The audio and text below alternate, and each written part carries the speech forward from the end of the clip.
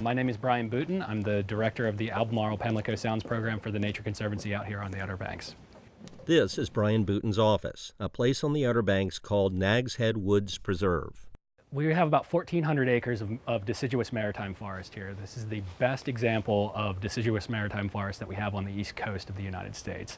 That's one reason the Nature Conservancy worked with the towns of Kill Devil Hills and Nags Head to purchase land here in 1978 to create the preserve. The Conservancy grew the preserve over the next several decades. This area is also a historical, important place for the Outer Banks. There used to be a community back here, and we worked with that community to really preserve the integrity, both culturally and the natural heritage of this place. Basically, we are bound on two sides by some very large sand dunes. To the north is Run Hill, and to the south is Jockey's Ridge. And those two sand dunes are what makes this place possible.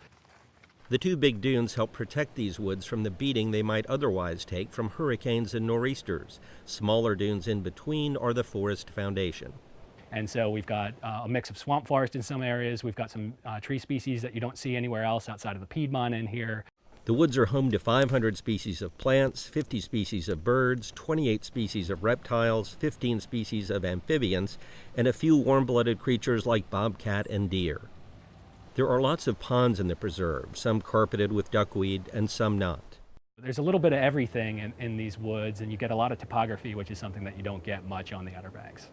We've got 14,000 people who register as a visitor here every year, and we've got countless others that use it.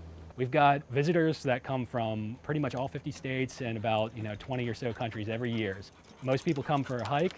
We've got some regulars around here that run every day. We've got 7 miles of trails. They're open dawn till dusk, 7 days a week, 365 days a year.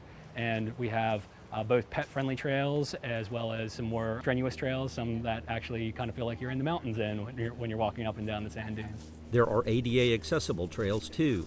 I bring my dog here with my family a lot. We like to go down to the end of the Roanoke Trail, and he likes to play around in the water. My son fishes in some of our ponds here. They are experiences most people don't expect to find at the Outer Banks.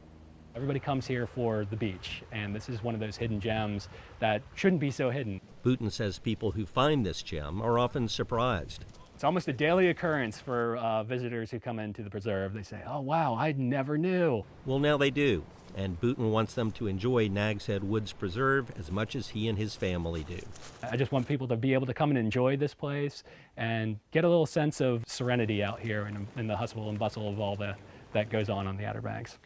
So I want them to see that this is what the Outer Banks used to feel like.